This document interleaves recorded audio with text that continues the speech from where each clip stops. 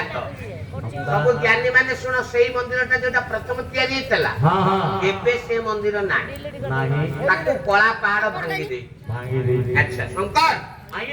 आमे हम ओडिसा रे जेते मंदिर देखे गोटा मंदिर रे बाट केइटा आज्ञा बाट गोटे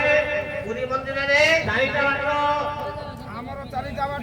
चारिटा काईके पवन जीवो ठाकुर ने पवन बाजियो चारि बटरे सब मासुन पूर्व दिगरे जो बाट सती अछंती सिंह द्वार जेति ना बस पुरी जाउछ को बाटरे जाउछ एटा वीडियो अछि डिलीट कर देन जानिछ को बाटरे गले कोन पाला तो देखिबोनी सुनिबो हां हम पाला को को बाटरे गले कोन पूर्व रे हला सिंह द्वार उत्तर रे हला हाथी द्वार हाथी आउ दक्षिण रे हला अश्व द्वार पश्चिम रे बाघ द्वार हेलो चारि पथरु जे केउ पथे गले मिलिबटी केउ फल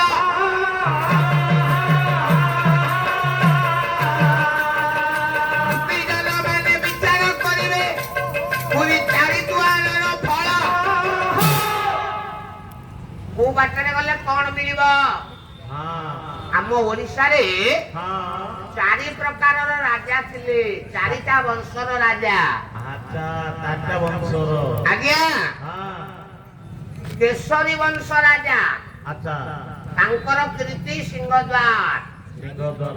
गजपति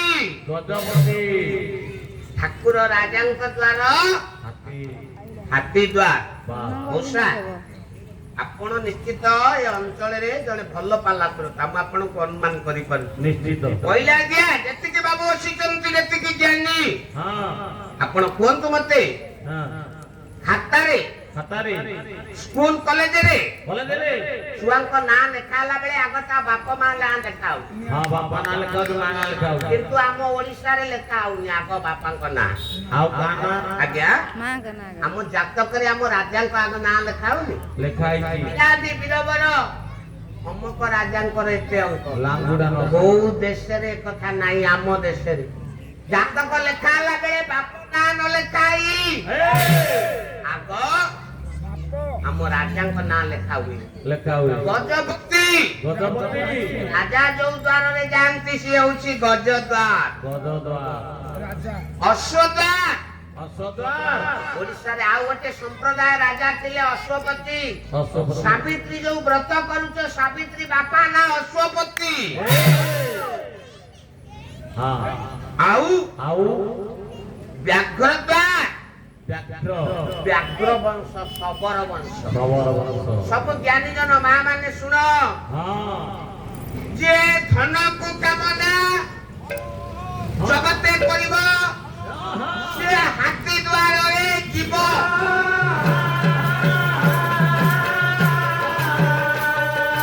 हाथी वाहन रे लक्ष्मी करवटे से शुभ फल पाइबो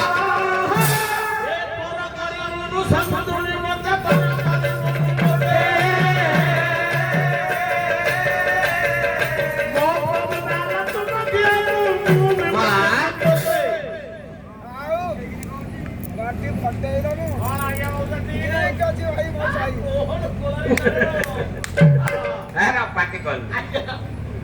हाथी लक्ष्मी वाहन आउ हाथी शांतिर प्रतीक सब मां माने सुन जने नारी जदि गर्भवती अछि से शयन अवस्था रे जदि हाथी स्वप्न देखे आज्ञा देखिबे ता गर्भ रे गोटे सुंदर संतान पुआ जन्म होबो अच्छा आउ से पुआ दुनिया रे दिने कीर्ति स्तंभ स्थापन करिवो माने हाथी स्वप्न देखि हां अच्छा ये हाथी रो शुभ लक्षण नाही कि भगवान का में ए गीतरे कहेनी कृष्ण को कालिया हाथी कहेनी आज्ञा आउ हाथी लक्ष्मी रो प्रतीक जार जगन्नाथ को धन मागिबार अछि मां मन रख ये पुरी जीव धन जार दरकार से हाथी बाटे रे जीव नल धन मिलिबोनी से मां से कोई सही धन कइले को जो हाथी बाटे रे मोर धन सम्पत्ति करी हां मां जा तापरे आसिला कोन अश्वद्वार ଯେବେ କୋର୍ଟ କଚେରୀ କେସ୍ ଲାଗିବ ତୁମେ ଅଶ୍ୱ ଦ୍ୱାରରେ ଯିବ।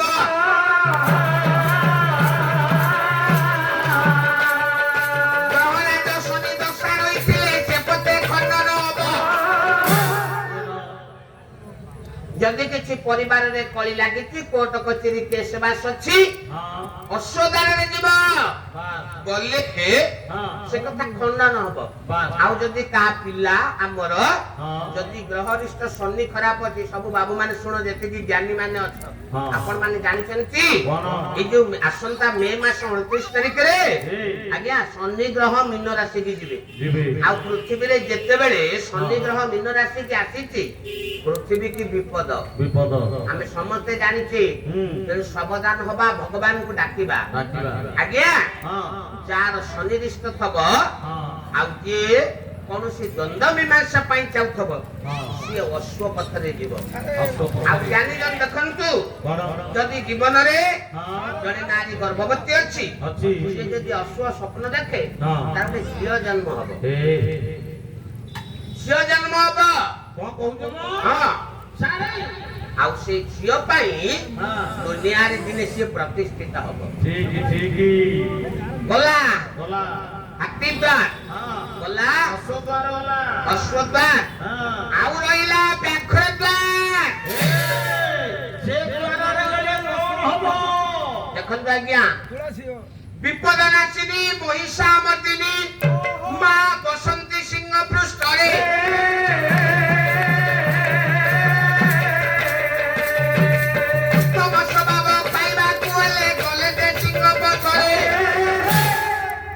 ତାର ହଉଛି ସବୁଠାରୁ ଶ୍ରେଷ୍ଠ ଦ୍ୱାର।